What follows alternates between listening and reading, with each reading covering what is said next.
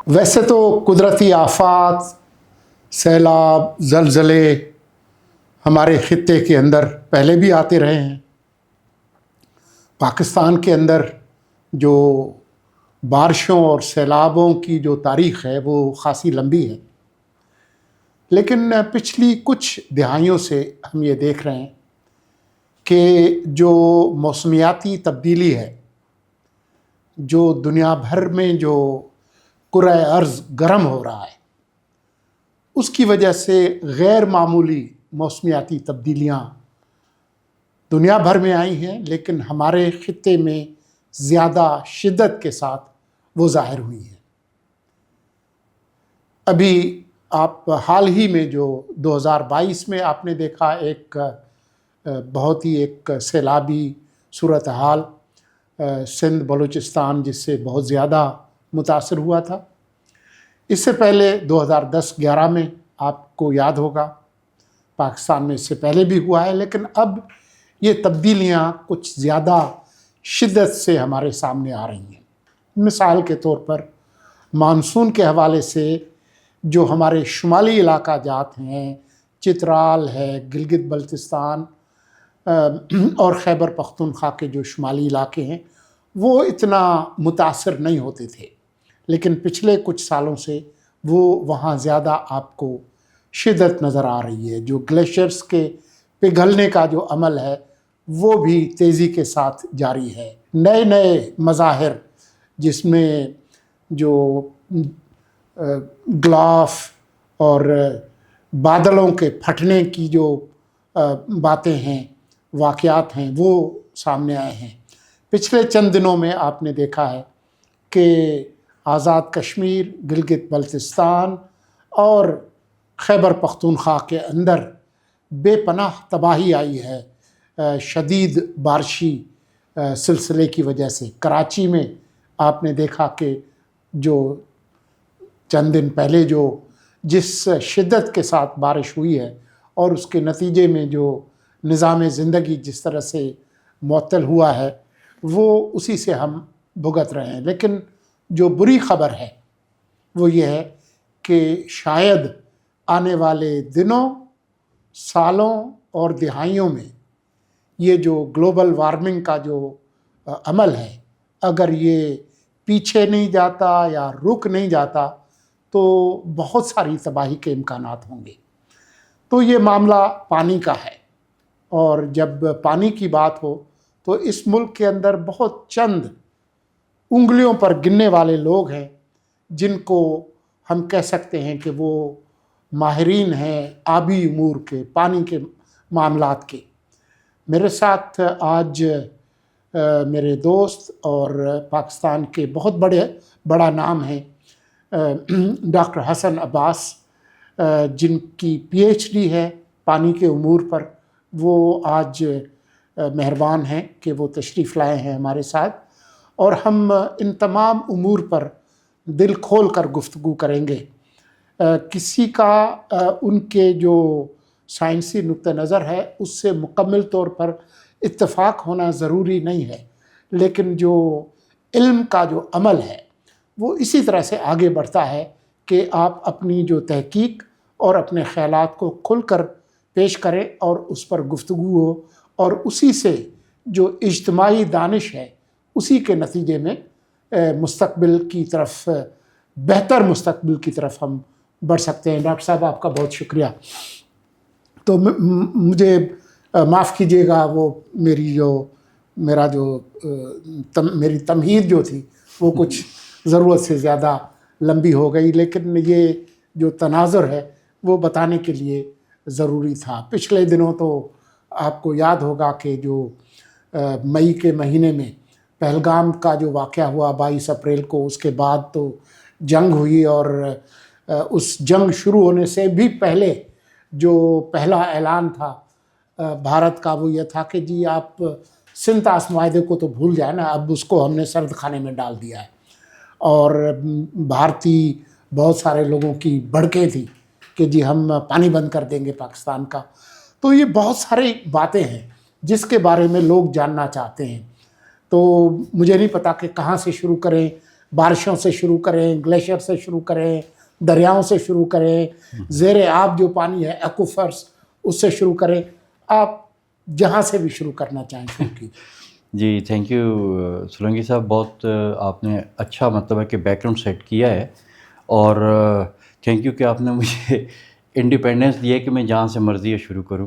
تو چلیں ہم پہلگام سے شروع کرتے ہیں، جس کے بعد مودی صاحب نے ایک دم اعلان کیا کہ جی ہم نے سندھ طاس معاہدہ جو ہے وہ سرد خانے میں ڈال دی ہے، اور یہ ہم پاکستان کو بظاہر طور پہ جو ان کا ایک پروپیگنڈا تھا کہ پاکستان نے کوئی حملہ کیا ان کے اوپر، یہ اس کی سزا ہے، اور ہم پاکستان میں اس کے بعد ان کے یہ بھی سٹیٹمنٹس ہیں کہ ہم پاکستان میں ایک بوند بھی پانی کی نہیں جانے دیں گے۔ اب کہتے ہیں کہ یہ جو سندھ طاس معاہدہ ہے، سب تو نہیں کہتے کیونکہ میں دنیا میں صرف پاکستان کے اور اس خطے کے ایکسپرٹ سے نہیں، میں پوری دنیا کے ایکسپرٹ سے میرا رابطہ ہے، لیکن ایک بہت بڑا سندھ طاس معاہدے کے بارے میں یہ نیریٹو بنا ہوا ہے، یا آئی ووڈ سے کہ بہام بنا ہوا ہے کہ یہ کوئی بہت ہی دنیا کا زبردست معاہدہ ہو گیا تھا، اور اس معاہدے کو جنگیں بھی ہوئیں تو یہ معاہدہ نہیں ٹوٹا۔ اور پھر کچھ لوگوں نے کہا کہ یار جنگوں میں نہیں ٹوٹا تو ایک مطلب ہے کہ پہلگام اٹیک پہ کیسے ٹوٹ گیا؟ پھر ٹوٹنے کے بعد کیا ہوا؟ کچھ بھی نہیں ہوا، بارشیں ہو رہی ہیں، نہریں چل رہی ہیں، سیلاب آ رہے ہیں، سیلاب جا رہے ہیں، نہ پانی ادھر کا ادھر آیا ہے نہ ادھر کا ادھر گیا ہے۔ تو یہ معاہدہ تھا کیا؟ اس کو بہت کم لوگ سمجھتے ہیں، اور اس کے بارے میں یہ معاہدہ کرنے کے فوراً بعد ایک خوف و ہراس کی کیفیت کا نیریٹو بنایا گیا، اور وہ نیریٹو کچھ یوں تھا کہ ڈر جاؤ، اگر اس معاہدے کو کچھ ہوا تو مر جاؤ گے۔ یعنی پاکستان کے لوگوں کو تقریباً یہ یقین دلا دیا گیا کہ اگر یہ معاہدہ نہ ہو تو جس دن یہ معاہدہ ختم ہوگا آپ کا پانی بند کر دے گا انڈیا۔ اب ظاہر ہے لوگوں نے نہ جیولوجی پڑھی ہوتی ہے نہ ہائیڈرولوجی پڑھی ہوتی ہے، وہ تو دیکھیں گے کہ بھئی اگر آپ کا کوئی بڑا لیڈر، بڑا پوزیشن والا بندہ، کوئی کسی بڑے ادارے کا چیئرمین یہ بات کر رہا ہے تو وہ ٹھیک ہی کہہ رہا ہوگا، لیکن حقیقت اس سے بالکل مختلف تھی۔ یہی پروپیگنڈا انڈیا میں بھی تھا، اور انڈیا والوں کو اچھا ادھر تھوڑا سا مختلف پروپیگنڈا تھا اس معاہدے کے بعد۔ ادھر کا پروپیگنڈا یہ تھا کہ انڈیا نے بہت فراخ دلی کے ساتھ پاکستان کو 80% پانی دے دیا ہے، اور اگر یہ 80% پانی نہ دیتے تو ہم تو بہت زیادہ پانی لے سکتے تھے، اور جس دن یہ معاہدہ ختم ہوا ہم باقی کا پانی لے سکتے ہیں۔ اب وہاں پہ یہ نیریٹو تھا، جبکہ نہ یہ نیریٹو انڈیا والا درست تھا نہ ہمارا درست تھا۔ حقیقت کیا تھی؟ حقیقت اس معاہدے کی کچھ بڑی دلچسپ بھی ہے، اور میرے خیال میں ہمارے جو ینگسٹرز ہیں، جو ہماری اس وقت کی جنریشن ہے، اس کو یہ بات پتہ ہونی چاہیے، بہت ضروری ہے۔ اس معاہدے کی جو بیک گراؤنڈ ہے، جب تک آپ کو اس کی بیک گراؤنڈ نہیں پتہ چلے گی، آپ کو نہیں پتہ چلے گا کہ یہ معاہدہ ہوا کیوں۔ اب اس میں پہلے میں آپ کو موٹی موٹی 3-4 چیزیں بتاتا ہوں۔ دیکھیں معاہدے کی اس وقت ضرورت پڑتی ہے جب مثلا پانی کے معاہدے کی میں بات کرتا ہوں کہ جب ریسورس کم ہو اور یوز زیادہ ہو، ایک کہے کہ میں نے زیادہ لینا ہے، دوسرا کہے نہیں میں نے زیادہ لینا ہے۔ اس معاہدے کی ابتدا اس ٹائم پہ ہوئی، یہ جھگڑا پاکستان کا اور انڈیا کا اس وقت شروع ہوا، نہ پاکستان کو واٹر کی شارٹیج تھی نہ انڈیا کو پاکستان کی شارٹیج، تو بغیر شارٹیج کے معاہدے کی باتیں شروع ہو گئیں۔ دوسری چیز کہ جب بھی آپ ایک معاہدہ کرتے ہیں، معاہدے کی ضرورت اس وقت پیش آتی ہے جب آپ کی پوزیشن جو ہے وہ ڈیفرنٹ ہوتی ہے۔ آپ کہتے ہیں نہیں ایسے ہوگا، آپ کہتے ہیں نہیں ایسے ہوگا، اور اس کے بعد میں نیگوشیشنز ہوتی ہیں، کچھ آپ چھوڑتے ہیں کچھ وہ چھوڑتے ہیں، درمیان میں آ کے کہیں آپ مل جاتے ہیں، اور اس میں دونوں طرف گیو اینڈ ٹیک ہوتا ہے، تو پھر آپ کی وہ ٹریٹی بنتی ہے یا معاہدہ بنتا ہے۔ تو اس معاہدے کا یہ ہے کہ 1953 میں ہندوستان اور پاکستان نے اپنی اپنی پوزیشن جو تھی، انیشل پوزیشن، وہ ورلڈ بینک اپنے آفیسز آفر کر رہا تھا، سالس کا کردار ادا کر رہا تھا، تو دونوں نے اپنی اپنی پوزیشن رکھی کہ جی میں کیا چاہتا ہوں اور میں کیا چاہتا ہوں، دونوں نے اپنا اپنا بتایا۔ انڈیا نے کہا کہ یہ جو 3 مشرقی دریا ہیں راوی راوی بیاس اور ستلج، ہم یہ مکمل طور پہ ان کا پانی لینا چاہتے ہیں، اور جو مغربی دریائیں چناب، جہلم اور سندھ، اس کا ہم 7% پانی لینا چاہتے ہیں۔ باقی چھوٹی موٹی اور بھی چیزیں، لیکن موٹا موٹا یہ تھا۔ پاکستان نے اس کے اگینسٹ کیا پاکستان نے کہا کہ جی میں 100% پانی رکھنا چاہوں گا مغربی دریاؤں کا، یعنی انڈس، جہلم اور چناب کا، اور جو مشرقی دریائیں اس میں سے میں 30% تک پانی انڈیا کو استعمال کرنے کی اجازت دے سکتا ہوں، کیونکہ ان دریاؤں کے اوپر میں پہلے سے میرا سسٹم بنا ہوا ہے، اریگیشن ہم کر رہے ہیں اور وہ پانی آلریڈی ہم استعمال کر رہے ہیں، تو 30% تک وہ استعمال کر لیں، تو 70% ہم اس کا رکھیں گے۔ اب نیگوسیشن شروع ہو جاتی ہیں، 1960 میں ٹریٹی سائن ہوتی ہے، تو پتہ چلتا ہے کہ انڈیا کو 100% ایسٹرن دریاؤں کا پانی مل جاتا ہے اور 7% ویسٹرن دریاؤں کا پانی مل جاتا ہے۔ تو یہ تو گیو اینڈ ٹیک نہ ہوا، یہ تو ایک سائڈ نے 100% سرنڈر کر دیا اور دوسری سائڈ نے 100% جو ہے وہ آپ کو کیپچر کر لیا۔ تو یہ تو سرنڈر اور کیپچر کی سٹوری ہے، یہ تو ٹریٹی ہے ہی نہیں ہے۔ اچھا، پھر یہ کہ یہ اس سرنڈر اور کیپچر میں صرف یہی نہیں ہوا، ایک چیز جو انیشل پوزیشن میں نہیں تھی انڈیا کے، وہ یہ تھی کہ 4 گندے نالے جو کہ ہر قسم کا ایگریکلچر، انڈسٹریل اور انٹریٹڈ ڈومیسٹک ایفلوئنٹ لے کے چلتے ہیں انڈیا سے اور پاکستان میں آئیں گے، راوی اور ستلج میں وہ ڈسپوز آف ہوں گے اور وہ بھی آتے رہیں گے، اور ان کا جو راستہ پاکستان کی حدود میں بنتا ہے، پاکستان ان کو مینٹین کرے گا، ان کے بیچ میں کسی قسم کی رکاوٹ پیدا نہیں ہونے دے گا، اور یہ مینٹننس اور اس کی رکاوٹیں صاف کرنا یہ پاکستان اپنے خرچے پہ کرے گا ایز اے پبلک سروس۔ اور اگر انڈیا یہ چاہے کہ وہ وہاں سے زیادہ اس کے بیچ میں اپنا فضلہ بھیجنا چاہے، تو پاکستان ان نالوں کو گہرا بھی کرے گا یا چوڑا بھی کرے گا ضرورت کے مطابق، اور اس کے پیسے انڈیا دے دے گا۔ اچھا، لیکن اگر انڈیا کہتا ہے کہ آپ کریں، یہ پکڑیں پیسہ، آپ ریفیوز نہیں کر سکتے۔ اچھا، اس کے بیچ میں وہ کیا کیا پھینک سکتے ہیں، اس کی کوئی لمٹ نہیں، کتنا پھینک سکتے ہیں اس کی کوئی لمٹ نہیں، یعنی کل کو وہ اس کے بیچ میں نیوکلیر ویسٹ بھی ڈمپ کرنا شروع کر دیں تو معاہدے کے حساب سے ہم کچھ نہیں کر سکتے، ہم نے لینا ہے۔ تو یہ تو معاہدہ تو نہ ہوا نا، ٹھیک ہے۔ اچھا، پھر ایک اور چیز بہت دلچسپ ہے اس میں کہ انٹرنیشنل قوانین، نارمز، کسٹمز، کنونشنز، بہت کچھ ہے، اور ابھی تو بہت ہی زیادہ کچھ ہے، اس وقت بھی کم نہیں تھا، 1960s میں بھی، 1950s میں بھی یہ چیز کم نہیں تھی۔ ہیلسنکی رولز کے آنے سے پہلے جنیوا کنونشن تھا، اس سے پہلے جو ہے آپ کا وہ مونٹوویڈیو ڈیکلیریشن تھی، میڈرڈ ڈیکلیریشن تھی، مونٹوویڈیو کنونشن تھی، اور کافی سارے ہیں، یہ چیزیں بھی تھیں۔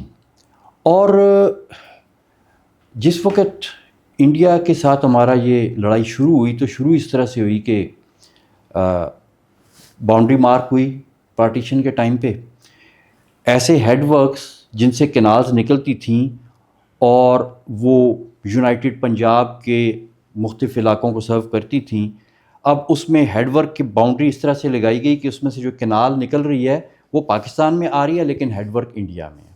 یہ 2 ہیڈ ورکس تھے جو باؤنڈری کے قریب تھے، ایک مادھوپور کا ہیڈ ورک تھا اور ایک یہ نیچے حسینی والا ہیڈ ورک تھا۔ تو ان میں سے جو کنالز نکل رہی تھیں، یا فیروز پور ہیڈ ورک تھا میرے خیال میں، فیروز پور یا حسینی والا، ون آف دیز، تو ان میں سے جو کنالز نکل رہی تھیں جو پاکستان میں آتی تھیں، 1948 1 اپریل کو انڈیا نے وہ کنالز بند کر دیں۔ ہمارا فارمر بیج لگا کے سمر سوئنگ کے لیے تیار بیٹھا ہوا تھا، اب پانی نہیں آ رہا ان کے پاس، اور انڈیا نے کہا کہ جناب یہ پانی میرا ہے، میری اجازت وغیرہ آپ کو نہیں ملے گا، اور یہ ہم سارے دریا بند کر دیں گے۔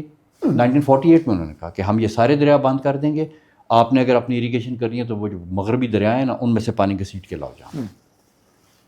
اس طرح سے یہ ابتدا ہوئی اس کی۔ اچھا، پھر ایک ڈومینین اکارڈ سائن ہوا۔ ڈومینین اکارڈ جب سائن ہوا، مطلب پاکستان نے جب شور مچایا تو پھر ایک معاہدہ سائن ہوا، اور اس میں انڈیا نے پاکستان کو کہا کہ ٹھیک ہے ہم آپ کو دسمبر تک پانی دیں گے، یعنی دسمبر تک پانی دینے کا مطلب ہے کہ آپ کی سمر کی فصل بھی لگ جائے گی اور آگے جو مطلب ہے ربی کی فصل بھی، خریف کی فصل بھی لگ جائے گی اور اگلے ربی کی فصل بھی لگ جائے گی، لیکن دسمبر کے بعد یہ معاہدہ دوبارہ ختم ہے، لیکن اس شرط پہ کہ آپ اس کے لیے ہمیں پیسے دیں گے۔ پاکستان کے پاس چوائس کوئی نہیں تھی، رو دو کہ انہوں نے کیا، لیکن ساتھ ہی جیسے ہی دسمبر آیا تو انہوں نے کہا کہ جی اب ہم یہ اس ڈومینین اکارڈ کو ختم کرتے ہیں اور اب ہم پانی روک لیں گے۔ اس وقت پاکستان نے دھمکی دی کہ بھئی اگر آپ ایسا کریں گے تو پھر ہم انٹرنیشنل کورٹ میں جائیں گے۔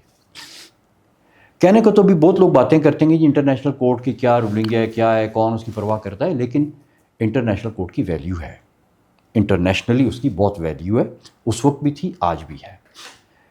تو انڈیا نے کہا کہ نہیں ہم انٹرنیشنل کورٹ میں نہیں جاتے، ہم آپس میں دوبارہ کر لیتے ہیں، اور پھر انہوں نے کہا کہ جی جب تک ہمارا آپس میں کوئی بڑے لیول کے اوپر ان دریاؤں پہ معاہدہ نہیں ہو جاتا اس وقت تک ہم اس ڈومینین اکارڈ کو چلائیں گے۔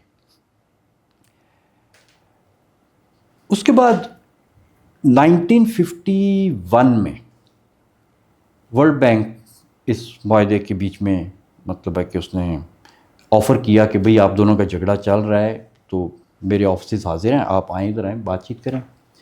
اس میں یہ ہوا کہ جب ورلڈ بینک نے یہ آفر کیا تو لیاقت علی نے بھی ایگری کر لیا اور نہرو نے بھی ایگری کر لیا کہ ہم اس میں آئیں گے۔ اب ورلڈ بینک کیوں آیا اور کیسے آیا اور اس کو کون لے کے آیا، اس کے پیچھے بھی ایک بڑی اچھی مطلب ہے کہ سالڈ بیک گراؤنڈ ہے۔ ایک امریکن بیوروکریٹ تھے ڈیوڈ ای لیلینتھل، بہت قابل آدمی تھے، by profession he was a lawyer, میرے خیال میں ہارورڈ کے گریجویٹ تھے یا کوئی اسی طرح کا، بڑا اچھا تھا ان کا بیک گراؤنڈ، اور وہ اتنے قابل تھے کہ ان کی 2 پریزیڈینشیل اپوائنٹمنٹس ہوئی تھیں۔ اب یو ایس اے میں کسی بیوروکریٹ کی presidential appointment means that he is a very sharp person and very competent one. ان کی ایک اپوائنٹمنٹ ہوئی تھی U S atomic energy commission کو انہوں نے ہیڈ کیا تھا، اس کے بعد میں ایک ٹینیسی ویلی اتھارٹی ہے اس کو انہوں نے ہیڈ کیا تھا، جس کے بعد پھر انہوں نے پبلک سروس سے ریزائن کر دیا تھا، یہ کہہ کے کہ جی میں نے بہت پبلک سروس کر لی، اب میں کوئی اپنا بزنس کرنا چاہتا ہوں تاکہ میں اپنے لیے اپنی فیملی کے لیے کوئی تھوڑے سے پیسے کما لوں۔ نتھنگ رانگ ود دیٹ، ٹھیک ہے آپ نے سروس کی ہے، سروس ہے، آپ نے آنریبل سروس کی ہے، اب آپ جا رہے ہیں، آپ اپنا کرنا چاہتے ہیں۔ جو ان کی اپوائنٹمنٹ تھی ٹینیسی ویلی اتھارٹی کی۔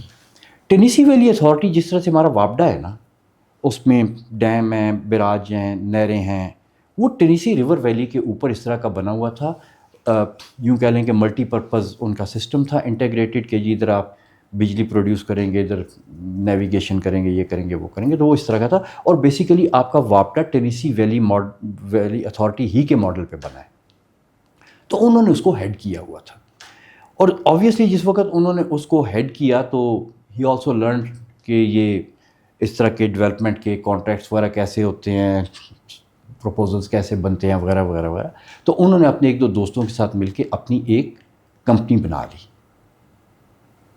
نوکری چھوڑنے کے بعد، اور وہ کمپنی جو تھی وہ کیونکہ ان کے لنکس تھے اور یہ کافی مطلب ہے کہ انٹرنیشنلی جانے پہچانے لوگ تھے، تو انہوں نے بہت سے ملکوں کے بیچ میں اس کی کمپنی تھی، میرے خیال D&R کر کے نام تھا اس کی کمپنی کا، تو انہوں نے کام شروع کر دیے مختلف ممالک میں، اور موسٹلی تھرڈ ورلڈ کنٹریز میں یہ واٹر سیکٹر کے پروجیکٹس اور ڈیولپمنٹ کے پروجیکٹس یہ لوگ لیتے تھے۔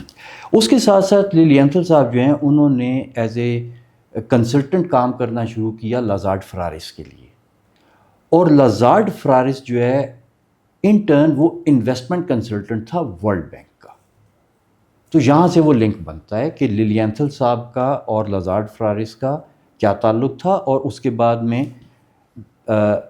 اب یہ جو لیلینتھل صاحب تھے یہ کولڈ وار کا زمانہ تھا، اور کولڈ وار میں کوئی کام بھی سیدھے طریقے سے نہیں ہوتا تھا،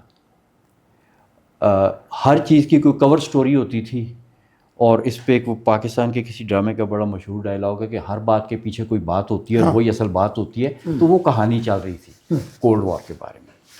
تو اپرینٹلی امریکہ کا ایک میگزین تھا لائف سٹائل میگزین، جس طرح وینٹی فیئر، ووگ، GQ، اس طرح کا کوئی جناح صاحب کا انٹرویو بھی اس میں چھپا تھا۔ ہاں، تو یہ تھا اس میگزین کا نام تھا کالیر میگزین۔ یہ 1957 میں میرے خیال میں بند ہو گئی تھی اس کی پبلیکیشن، تو تھا بڑا انٹرسٹنگ سب میگزین، کارٹون بھی ہوتے تھے اس میں، سٹوریز بھی ہوتی تھی۔ تو اپرینٹلی کالیر میگزین نے لیلینتھل صاحب کو ہندوستان اور پاکستان کے دورے پہ ان کا ٹرپ سپانسر کیا کہ آپ جائیں، ان ملکوں کو دیکھیں، ملیں، اور آپ ہمارے لیے مضامین لکھیں تاکہ امریکن پبلک کو انفارم کیا جائے کہ اس دنیا کے حصے میں کیا ہو رہا ہے۔ تو اپرنٹلی لینتھل صاحب کولیر میگزین کے لیے آئے، نہرو صاحب سے ملے، لیاقت علی سے ملے، اور اس کے بعد میں آگے پیچھے انہوں نے باقی بھی علاقوں میں چلتے پھرتے رہے، اور پھر انہوں نے 2 مضامین لکھے کولیر میگزین کے لیے۔ اور اب میں تھوڑا سا مکس اپ ہوں کہ کس مضمون انہوں نے کیا لکھا، لیکن وہ جو 2 مضامین تھے وہ بڑے دلچسپ تھے۔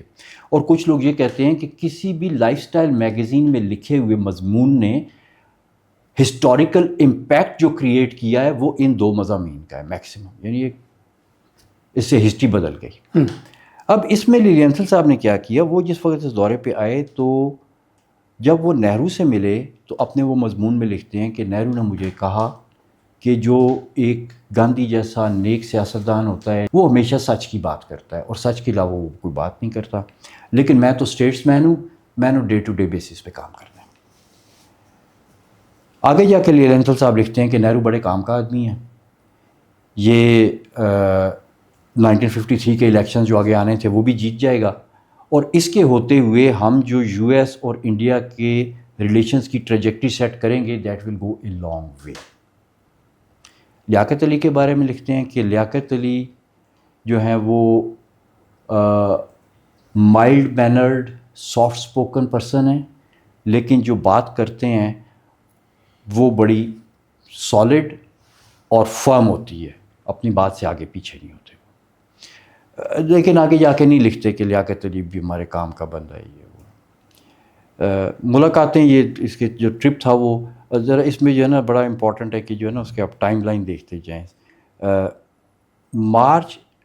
اپریل اینڈ مئی آف 1951 اس ٹائم پہ انہوں نے کہیں یہ وزٹ کیا تھا۔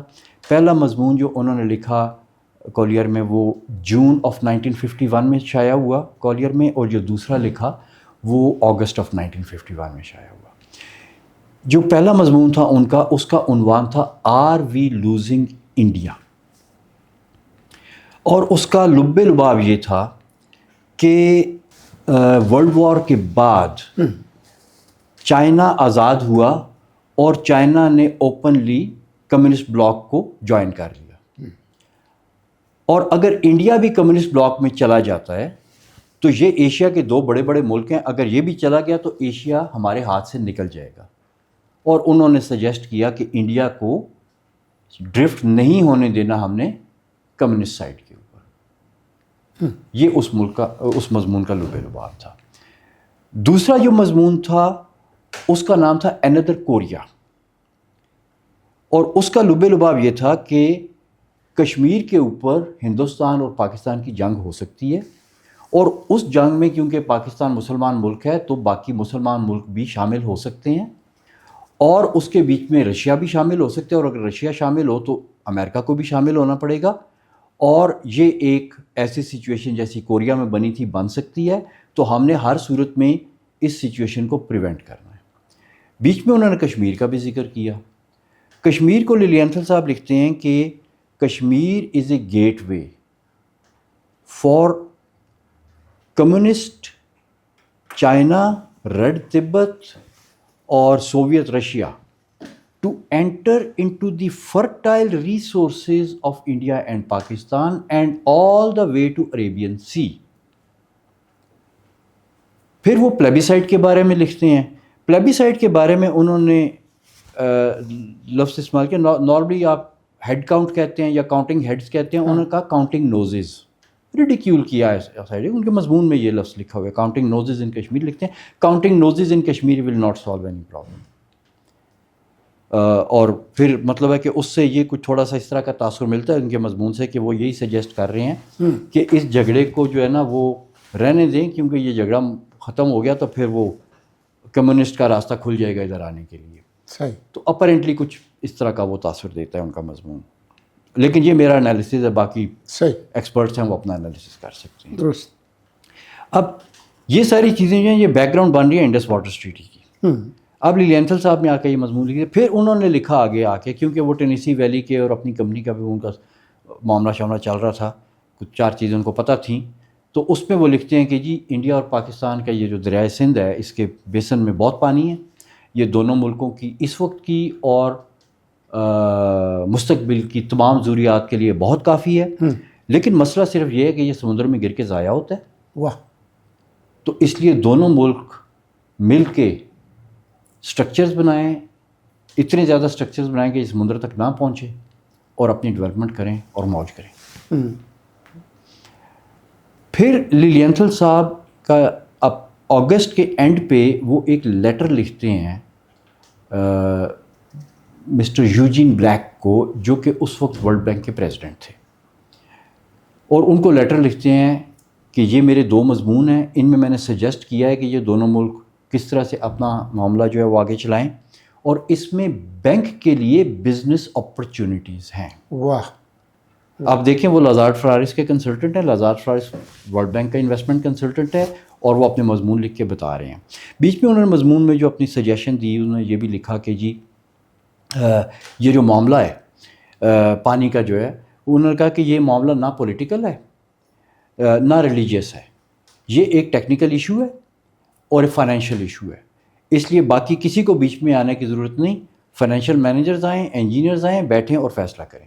یعنی یہ اس اسپرٹ کے بالکل خلاف تھا کہ آپ نے جب بھی کوئی پروجیکٹ کرنا ہے تو آپ تمام سٹیک ہولڈرز کو بلاتے ہیں۔ انہوں نے کہا تمام سٹیک ہولڈرز کو نکال دو، صرف فائنینس والے اور انجینئرز بیٹھیں اور وہ فیصلہ کریں، اور پیچھے انہوں نے فارمولہ یہ دے دیا کہ سمندر میں پانی جانے سے روکنا ہے۔ واہ، تو یہ لیلینتھل صاحب کے وہ مضامین تھے۔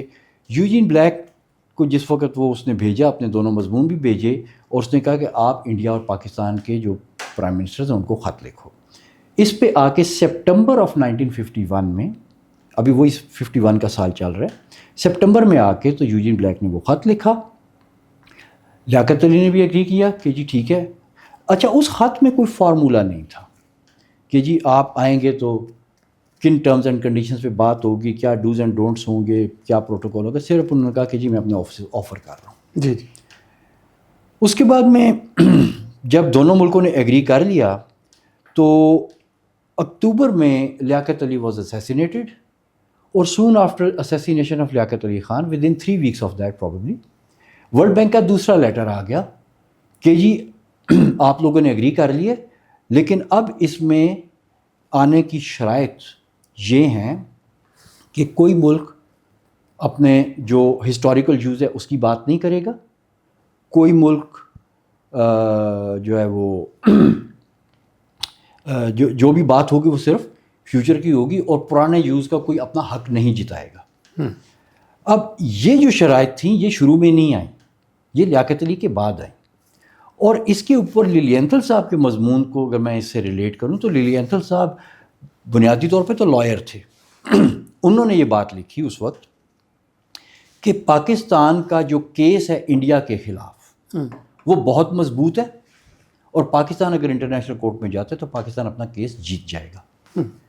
لیکن پھر انہوں نے آگے جا کے لکھا کہ اگر پاکستان کیس جیت گیا تو جنگ ہو جائے گی، اور جنگ میں اندر کوریا بن سکتا ہے، تو اس لیے ہم نے ہر صورت میں جنگ کو پریونٹ کرنا ہے اور پاکستان کو عدالت میں نہیں جانے دینا۔ مطلب انہوں نے ڈائریکٹلی تو نہیں لکھا کہ نہیں جانے دینا، لیکن ان کے مضمون میں انہوں نے یہی سجیسٹ کیا کہ اگر پاکستان گیا تو پاکستان کیس جیت جائے گا، کیس جیتا تو جنگ ہو جائے گی اور جنگ نہیں ہونی چاہیے۔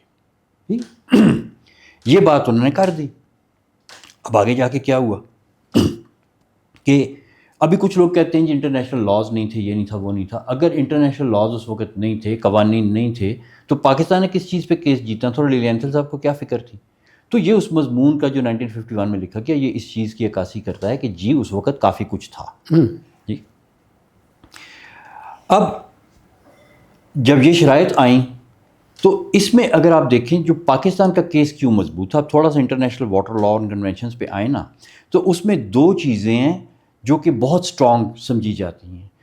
ایک ہے کہ اگر آپ کا ایک پرائر یوز ہے، یعنی آپ پہلے سے پانی استعمال کر رہے ہیں اور آپ کورٹ میں جا کے ثابت کر سکتے ہیں کہ میں پہلے سے یہ پانی استعمال کر رہا تھا، تو اپر رائپیرین جو اوپر ہے دریا کے، وہ اگر کوئی پانی استعمال کرنا چاہتا ہے تو وہ کر سکتا ہے، لیکن اس کے پانی کے اس استعمال سے جو میں پہلے سے کام کر رہا ہوں اس میں خلل اندازی نہیں ہونی چاہیے۔ اور یہ سب سے زیادہ سٹرونگ پوائنٹ ہے ہمارا۔ اور اگر آپ ٹریٹی میں کی نیگوسیشنز میں انٹر ہونے کی شرائط دیکھیں تو یہ ہمارا جو سب سے اسٹرانگ لیگل پوائنٹ تھا، ہمیں کہا جا رہا ہے کہ آپ اس سے دستبردار ہوں تو پھر آپ ٹیبل پہ آ کے بیٹھ سکتے ہیں، نہیں تو نہیں. یہ پہلا ٹریپ تھا کہ آپ کو لانے کے لیے انہوں نے یہ شرط لگا دی کہ جی آپ اپنا وہ کیس نہیں کریں گے. دوسری ایک چیز ہوتی ہے، اس کو پرائر اپروپریشن کہتے ہیں. پرائر اپروپریشن کا مطلب ہے کہ اگر کوئی پہلے سے آپ نے منصوبہ بنا رکھا ہے، آپ نے اس کا پانی نہیں لیا، تو اگر اپر رائپیرین کو منصوبہ بنانا ہے اور وہ آپ کے اس بنائے ہوئے منصوبے میں خلل اندازی کرتا ہے، تو کیونکہ اب یہ نہیں بنا، تو اس کے لیے دونوں آپس میں فیصلہ کریں گے کہ جی کیا کرنا ہے. کیا میں 100% اپنے اس منصوبے کو رکھتا ہوں اور پھر اس کو کچھ کرنے کی اجازت دیتا ہوں، یا میں اس میں کوئی تھوڑی رد و بدل کر کے اس کو اجازت دے دیتا ہوں. تو اس میں نیگوسیشن اور وہ ساری چیزیں ہوتی ہیں. تو جو فیوچر کی تھی بات، اس میں یہ جو دریا تھے اس کے بیچ میں فیوچر کا منصوبے وہ برٹش کے زمانے سے کنسیو ہوئے تھے. مثلاً گدو بیراج، کوٹری بیراج، پھر یہ جو آپ کا جنا بیراج ہے، اس وقت اس کا نام میرے خیال میں کالا باغ بیراج تھا، یہ بیراج بن گیا ہوا تھا، اس کے آگے نہریں بننی تھیں. تو یہ کچھ اس طرح کے منصوبے تھے جو کہ، اور میرے خیال میں کوئی چھوٹا موٹا منصوبہ اس طرح کا جو وہ انڈین پنجاب والی سائڈ پہ بھی تھا، تو وہ فیوچر کے تھے. اور انہی کے ریفرنس میں جنرل لیلی انسل صاحب نے کہا تھا کہ فیوچر کے لیے بھی پانی کافی ہے. اچھا، جس وقت یہ ساری باتیں ہو گئیں تو ہم لوگ اس کے نیگوسیشنز کے بیچ میں آ گئے اور نیگوسیشن شروع ہو گئیں. اور شروع میں مطلب ہے کہ کوئی ہیڈ وے نہیں نکلا، اور پھر ورلڈ بینک کے کہنے پہ دونوں ملکوں نے اپنی انیشیل پوزیشنز رکھی. جی. اب جب انڈیا نے کہا کہ جی مجھے یہ ایسٹرن ریورز 100% چاہیے، ہاں. تو ایسٹ پنجاب میں جگہ ہی نہیں تھی جہاں پہ 100% پانی استعمال ہو سکے. اور اس کے اوپر جس وقت بات ہوئی تو انڈیا نے سٹانس یہ لیا کہ جی مجھے اس لیے یہ 3 کے 3 دریا چاہیے کیونکہ میں نے فیوچر میں راجستھان کے بیچ میں اریگیشن کرنی ہے. اب وہ جو راجستھان میں اریگیشن تھی وہ ان کا بہانہ تھا ٹو جسٹیفائی کہ ان کو 100% ایسٹرن ریورز کیوں چاہیے. صحیح. اس کے اوپر بیورو آف ریکلیمیشن تھا یو ایس اے کا، اس نے کہا کہ جی آپ راجستھان میں جو اریگیشن کرنے جا رہے ہیں وہ کوئی بہت اچھا آئیڈیا نہیں ہے، ٹیکنیکلی ساؤنڈ آئیڈیا نہیں ہے. اس پہ بیورو آف ریکلیمیشن ان کو سجیسٹ کیا کہ آپ اس اتنے بڑے واٹر ڈائیورژن کو اور اس خطے کو جہاں پہ کینال سے اریگیشن نہیں ہو سکتی، اس کے بجائے جہاں پہ آپ کی اریگیشن ہو رہی ہے آپ وہاں پہ زیادہ انویسٹ کریں، وہاں پہ آپ کھاد، ماڈرن اریگیشن اور اس طرح کی چیزیں، اچھا بیج، اچھی کھاد اور ماڈرن اریگیشن آپ لے کے آئیں، تو اس سے آپ کی وہاں پہ پروڈکشن زیادہ ہوگی بجائے کہ آپ نئے ایریاز کو انڈر اریگیشن لے کے آئیں. ٹھیک. تو یہ تو ان 3 دریاؤں کا بہانہ تھا جس کے اوپر بیورو نے لکھ دیا کہ جی آپ یہ کام کریں گے تو یہ مناسب نہیں ہے. لیکن جیسے جیسے چیزیں آگے چلتی گئیں تو وہ فائنلی یہ چیزیں آ گئیں. ایک 1954 میں یہ جو دونوں ملکوں نے جب اپنے اپنے موقف رکھے تو رکھنے کے بعد جو نیکسٹ راؤنڈز آف ڈسکشن ہوئے 2-3 ہوئے تو ان میں کوئی ہیڈ وے نہیں نکلا. اور پھر وہ ورلڈ بینک میں جنرل ویلر ہوتا تھا، فارمر کور آف انجینئرز کا آفیسر تھا، تو وہ ورلڈ بینک میں تھا. اس نے پھر کہا کہ جی یہ دونوں ملک جو ہیں یہ ٹس سے مس نہیں ہو رہے اپنی پوزیشن سے، کہتے ہیں ان کو سائڈ پہ کرو، میں فارمولہ دیتا ہوں. اس نے ایسے کر کے لائن ڈرا کی باؤنڈری کے اوپر، اور اس نے کہا کہ باؤنڈری سے ادھر جو کچھ بھی ہے وہ انڈیا ڈیولپ کرے، ادھر جو کچھ بھی ہے وہ پاکستان ڈیولپ کرے. اچھا، اب اس کا مطلب کیا تھا؟ انیشیل پوزیشنز کے ساتھ یہ کیسے چیز ریلیٹ ہوتی تھی؟ اس کا مطلب یہ بنتا تھا کہ انڈیا کے پاس 100% ایسٹرن ریورز چلے گئے اور پاکستان کے پاس 100% ویسٹرن ریورز آ گئے. اس میں تھوڑا سا give and take Pakistan India کی سائڈ سے تھا کہ وہ جو ویسٹرن ریور سے 7% مانگ رہے تھے وہ ان کو نہیں مل رہا تھا، اور پاکستان کا بہت بڑا نقصان تھا کہ جو آپ 70% ایسٹرن کا ریٹین کرنا چاہ رہے ہیں وہ آپ کو نہیں مل رہا. تو آبویسلی پاکستان نے یہ فارمولہ نہیں مانا اور انڈیا نے ریڈیلی ایکسیپٹ کر لیا. فوراً انہوں نے کہا جی بس ٹھیک ہے، ہمیں ایسٹرن ریورز پورے مل رہے ہیں، بس ٹھیک ہے، کوئی ضرورت نہیں اس کی، ہم ویسٹرن ریورز کو ہم چھوڑتے ہیں. اچھا، اب اس میں ایک چیز جو انجینئرنگ اور جغرافی سے جو لوگ واقف ہیں ہماری ماؤنٹینس کے، ویسٹرن ریورز میں سے پانی ڈائیورٹ کر کے انڈیا میں نہیں لے جایا جا سکتا، وہ ٹوپوگرافی آپ کو اجازت نہیں دیتی. مطلب ہے کہ آپ کو اتنا ہی شاید ایفرٹ کرنی پڑے جتنی چاند پہ جانے کے لیے کرنی پڑتی ہے، تو پھر شاید پانی جو ادھر سے کہیں ڈائیورٹ ہو کے آ جائے.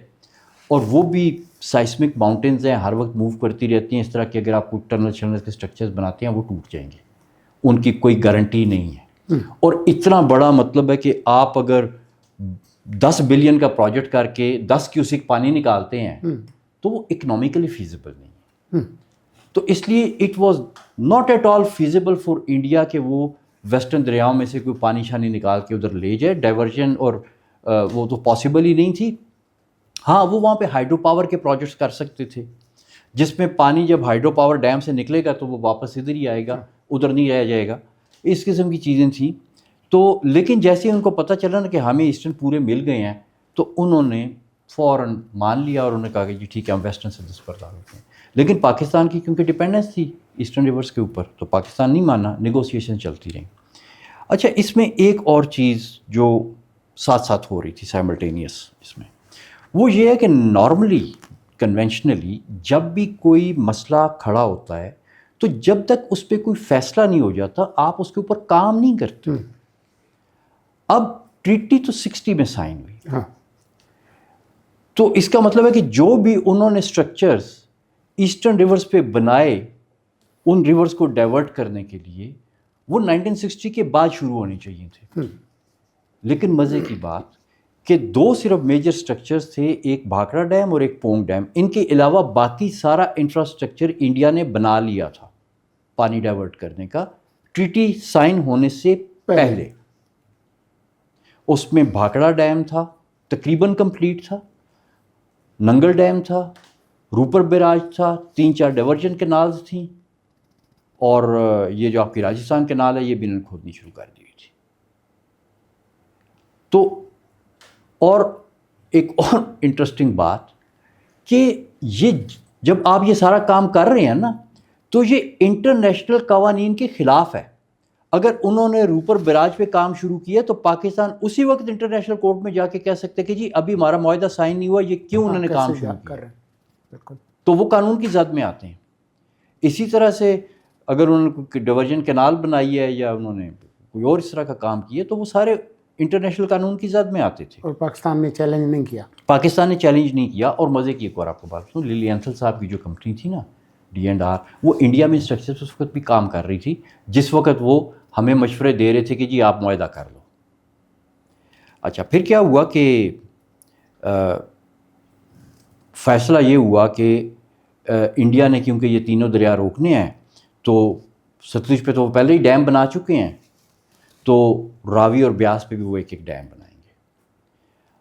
اس پہ آ کے پاکستانیوں نے کہا کہ یار آپ ان کو اتنے بڑے بڑے پروجیکٹس دے رہے ہو. اچھا ہمیں لالی پاپ ملتا ہوتا تھا اس طرح نے، آپ پڑھیں اس کی ہسٹری. لالی پاپ ایسے ملتا ہے کہ جی ہم نے کہا کہ بھئی ابھی تو ٹریٹی ہوئی نہیں ہے، انہوں نے روپر بیراج کیوں بنا لیا ہے، آپ نے کیوں ان کو بنانے دیا؟ آپ کی کمپنیاں، امریکن کمپنیاں، برٹش کمپنیاں وہاں پہ کام کر رہی تھیں، ورلڈ بینک کے پیسے لگ رہے تھے. وہ کہتے ہیں نہیں ٹھیک ہے اگر انہوں نے بنا لیا تو ہم آپ کو بھی بنا دیتے ہیں، ہم آپ کو کوٹری بیراج بنا دیتے ہیں، ہم آپ کو کینال بنا دیتے ہیں، ہم آپ کو لنک کینال بنا دیتے ہیں. تو ابھی ٹریٹی نہیں ہوئی، ادھر بھی ورلڈ بینک کے پیسے آ رہے ہیں اور پروجیکٹس ہو رہے ہیں، ادھر بھی ہو رہے ہیں کہ نہیں ٹریٹی تو ہو جائے گی، بعد میں ہو جائے گی یہ وہ. اور اب ان کی مطلب ہے کہ جو ایک ٹون سیٹ ہوئی ہے وہ یہ ہے کہ بس وہ جنرل ویلر نے فارمولہ دے دیا اور اسی پہ ٹریٹی ہونی ہے، اور پاکستان نہیں مان رہا. پھر یہ وہ ادھر ڈیمز کی بات ہوئی تو پاکستانیوں نے کہ جیسے انجینئرز انہوں نے کہا کہ بھائی ہمیں بھی ادھر آپ اتنے بڑے بڑے پروجیکٹس کے اتنے بڑے بڑے آپ ان کو جو ہے وہ لونز دے رہے ہیں، ہمیں آپ کچھ بھی نہیں دے رہے، ہمیں لنک کینالز کے اوپر اور اس کے براجز کے اوپر ٹرکا رہے ہیں، ہمیں بھی 2 ڈیم بنانے ہیں، ہم بھی ایک انڈس پہ اور ایک جیلم پہ ڈیم بنائیں گے. اس پہ ایک انالیسز ہوا اور اس پہ اگین جو ورلڈ بینک کے انجینئرز تھے انہوں نے کہا کہ جی پاکستان کو اپنے واٹر مینجمنٹ کے لیے ڈیمز کی ضرورت نہیں ہے، آپ کا بڑا robust run of the river system ہے اور ہم آپ کو ہر طرح کا ڈیزائن کر دیں گے جس میں بغیر ڈیم کے آپ کے کرنٹ پروجیکٹس بھی چلیں گے اور فیوچر کے پروجیکٹس بھی چلیں گے. تو یہ چیز بھی آن ریکارڈ ہے کہ ورلڈ بینک نے کہا کہ آپ کو ڈیمز کی ضرورت نہیں ہے، ان کے انجینئرز نے یہ سارا انالیسس دیا. فائنلی ہوا کیا کہ ہم نے یہ ٹریٹی اتنی گندی کیوں سائن کر لی کہ ہم نے ان کو دریا بھی دے دیے، پھر ویسٹرن ریورز بھی ان کے پاس چلے گئے اور پھر ان کا گند لینے کی بھی ہمیں اجازت مل گئی. اب جس وقت یہ بات آئی تو اس پہ بحث شروع ہو گئی, اور اس کے بعد میں کسی ڈاکیومنٹ میں یہ بھی میری نظر سے گزرا تھا کہ وہ کہتے ہیں جی finally World Bank engineer said کہ جی ہمیں پاکستانی انجینئر نے کنونس کر دیا کہ ادھر ڈیمز کی ضرورت ہے. بیسیکلی تو ورلڈ بینک نے بزنس کرنا تھا, ان کو بھی پیسہ ملتا تھا ڈیم بنانے میں, ان کی کمپنیوں کو ٹھیکے ملتے تھے. تو انہوں نے کہا ٹھیک ہے ہم آپ کو بھی 2 ڈیم بنا دیتے ہیں, لیکن کیونکہ ابھی تک جو کچھ ہوا تھا وہ انٹرنیشنل قوانین کے خلاف تھا. پاکستان کا ٹھیک ہے ابھی تک انٹرنیشنل کورٹ میں نہیں گیا تھا, لیکن وہ آپشن ختم نہیں ہوئی تھی. پاکستان کسی وقت بھی کہہ سکتا تھا کہ ٹھیک ہے I am getting out of these negotiations and I am going to the court. تو اس میں اب صرف انڈیا ہی نہیں بلکہ وہ تمام فائنینسرز اور ڈیولپرز بھی اس کی زد میں آتے تھے جنہوں نے وہ پروجیکٹس ابھی تک کیے تھے. صحیح. تو اب اس میں مطلب ہے کہ سچویشن بڑی گمبھیر ہوتی جا رہی تھی کہ پاکستان کیونکہ سائن نہیں کر رہا تھا جنرل ویلر کے فارمولے پہ, تو انہوں نے کہا کہ یار یہ ان سے کسی طرح سے سائن کراؤ, نہیں تو یہ کل کو ہمارے گلے پڑ سکتے ہیں. صحیح. لہٰذا جیسے یہ ڈیمز کی بات ہوئی, انہوں نے کہا جی ٹھیک ہے ہم آپ کو ڈیمز کے لیے قرضہ دیتے ہیں, لیکن اس قرضے کی شرط یہ ہے کہ آپ یہ معاہدہ سائن کریں, اور یہ سائن کر کے ہم ٹی ٹی کے بیچ میں اس کا جو ہے نا انیکسچر لگائیں گے. صحیح. تو اس پہ آ کے جب انڈیا ریئلائزڈ کہ بھئی اب پاکستان ڈیم کے لیے قرضے لینا چاہتا ہے, اور اب یہ اس چیز پہ جو ہے وہ آ گئے ہیں کہ یہ ٹی ٹی سائن کریں گے, تو انہوں نے کہا جی پہلے تو آپ کو کوئی ڈیم شیم نہیں مل رہے تھے, تو ہم نے کہا تھا کہ ہم ویسٹرن ریورس نہیں لے رہے, اب تو آپ کو ویسٹرن ریورس پہ ڈیم مل رہے ہیں, اب ہم اس میں سے اپنا 7% واپس لیں گے جو ہم نے 1954 میں فورفٹ کیا تھا. لوگوں نے ایوب خان کو سمجھایا کہ یار یہ نہ کرو, یہ بعد میں جا کے میں بہت مصیبت ڈلے گی. اس نے کہا کہ نہیں میں نے تو یہ کرنا ہے. پھر ایک ایسی چیز جو شروع میں انہوں نے نہیں کہی تھی, یہ گندے نالے پھینکنے والی, انہوں نے وہ بھی ڈلوا دی ٹی ٹی میں. انہوں نے کہا کہ جی یہ بھی لکھو. اور پھر بہت لوگوں نے سمجھایا کہ یار دیکھو جو ڈیم ہمیں مل رہا ہے وہ تو ٹیمپریری ہے. سائنس بہت ایڈوانس تھی ڈیمز کی اس وقت بھی, ان کو پتہ تھا کہ یہ سلٹ اپ ہو جائیں گے. انہوں نے کہا کہ یہ تو ٹیمپریری ہیں, لیکن جو آپ دریا دے رہے ہیں وہ پرماننٹ ہے.